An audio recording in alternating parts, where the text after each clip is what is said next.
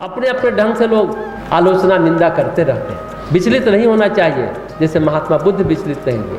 ज्ञानेश्वर तो चलिए बहुत उच्च कोटि के व्यक्ति थे। तो गोस्वामी जी कहते हैं कोई भी साधना, कोई भी मंत्र, कोई भी जप तभी फलता है जब सात्विक श्रद्धा धेनु सुहाई, जो हमने प्रथम चौपाई की चर्चा की थी, ज्यों हरि कृपा हृदय बसाई। सात्विक श्रद्धा रूपी गाय हो, धेनु हो, तो सब फलेगा। चाहे वो राम नाम हो, चाहे गायत्री मंत्र हो, फिर मरा मरा भी फलेगा। फिर संत ज्ञानेश्वर ने कहा, आगे कथा है कि हम प्रवृत्ति मार्ग के नहीं हैं जो हमें गायत्री मंत्र और यज्ञोपवीत की आवश्यकता।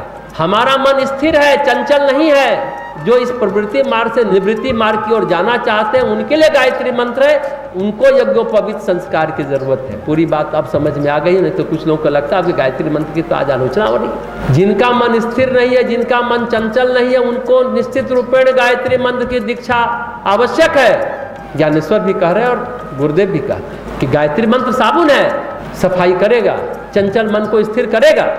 जिनका मन स्थिर नहीं है, जिनका मन चंचल है, उनको निश्चित रूपेण गायत्री मंत्र जपना चाहिए और गायत्री मंत्र की दीक्षा लेनी चाहिए। संत ज्ञानेश्वर कहते हैं, हमने अपने बड़े भाई निवृत्तिनाथ से दीक्षा ले ली है।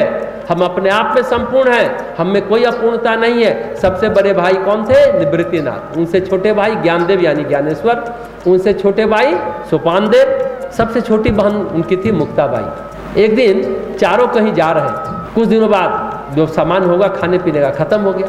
थोड़े दिनों बाद उनको भूख लगी, रास्ते में आटे का जुगाड़ किया। अब खाना बने कैसे? संत ज्ञानेश्वर ने क्या कहा, मेरी पीठ पर पका लो। ज्ञानेश्वर झुक गए, पीठ पर मुक्ताबाई ने रोटी पका ली, सभी लोगों ने खा लिया, पेट भर लिया। तो बड़ा अद्भुत बात है, अटपटी भी है लेकिन हुआ, सच्ची घटना है। अब इसी तरह सुखदेव मुनि बराबर पेट में ही रह गए। महर्षि व्यास के यहाँ जन्म ही नहीं ले रहे थे। बोले कि नहीं नहीं, बाहर आएंगे तो माया व्यापेगी, माया में फंस जाएंगे, इसलिए हम पेट में, ठीक है, 12 वर्ष तक पेट में ही रह गए। महर्षि व्यास ने कहा कि नहीं नहीं आप बाहर। बोले आप पर कौन भरोसा करे, आपकी बात पर हम कैसे आ जाएंगे? द्वारका में श्री कृष्ण वो कहेंगे तो हम बाहर आएंगे कि हम मुक्त रहेंगे, हमको माया व्यापेगी नहीं। तो जन्म लिए। अब महर्षि व्यास ने चाहा कि मेरा पुत्र विधिवत क्रमबद्ध तरीके से वर्णाश्रम धर्म का पालन करे, ताकि वो अपने जीवन की पूर्णता को प्राप्त कर सके, मुक्ति को पा सके। अब देखिए, पैदा लिए निकल पड़े, पीछे पीछे व्यास भागे जा रहे हैं। कहा कि ब्रह्मचर्य आश्रम का पालन करो, कम से कम ब्रह्मचर्य करो 25 साल, तब जाना। बोलते अच्छा ये बताओ, ब्रह्मचर्य से मुक्ति मिलती हो तो जितने हिजरे घूमते फिरते हैं मुक्त हो जाते? अरे गृहस्थ जीवन का पालन करो। तो सुखदेव मुनि कहते गृहस्थ से मुक्ति मिलती तो जितने कुत्ते बिल्ली है सभी मुक्त हो जाते। महर्षि व्यास करे वानप्रस्थ आश्रम का पालन करो। तो कहते हैं वानप्रस्थ यानी जंगल में रहने वाले वन्य जीव, तो वानप्रस्थ से मुक्ति हो तो जितने वन्य जीव हैं सभी मुक्त हो जाते। अरे सन्यास धर्म का पालन करो।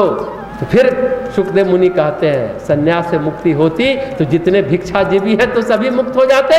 ये कहते हुए आगे बढ़े जा रहे हैं। महर्षि व्यास तो उनको अवतार के रूप में माना जाता है, लेकिन सुखदेव मुनि उन्हें नहीं गांठ रहे हैं। वहाँ जा रहे थे, यंग लड़के थे, युवा तरुण सुंदर। नदी में तालाब में कुछ अप्सराएं नहा रही थी। अपने धुन में सुखदेव मुनि चलते चले गए। अब महर्षि व्यास जब पीछे पीछे आ रहे थे तो अप्सरा जो नहा रही थी उनको देख करके शर्माई, कपड़े से अपने तन को ढकने लगी। तो महर्षि व्यास गुस्साए, चिल्लाए, युवा लड़का जा रहा था तो तुम्हें शर्म नहीं आई? मुझको देख के लज्जा आती है, तन ढकती हो? जानते हैं वो अप्सरा ने क्या कहा? वो व्यक्ति जो जा रहा था उसके आंख में कहीं कोई गड़बड़ी नहीं दिखी, कोई कपट नहीं दिखा, कोई वासना नहीं दिखी, लेकिन आप जब गुजरे तो सहज ही शरीर लज्जाशील हो गया। वो आया और गया, कुछ समझ में नहीं आया, कोई फर्क नहीं पड़ा, कोई एहसास गलत सही नहीं हुआ। बहुत गहरी बात है। हालांकि उन्होंने, महर्षि व्यास ने तो पूरे संसार का नियम विधान बनाया है। उन्होंने कहा कि जो खुले में नारी नहाएगी वो पाप की भागीदार में एक नया विधान रच दिया। लेकिन जो अप्सरा ने कहा वो सचमुच बहुत गहरी बात कही। तो कहा जाता है महर्षि व्यास हंस है, सुखदेव मुनि परम हंस है, यही फर्क है। हालांकि महर्षि व्यास भी इतना शास्त्र लिख डाले, रच डाले, एक दिन वो भी डिप्रेशन में आ गए। यही हंस थे ना, पूर्णता को नहीं प्राप्त कर पाए थे ना।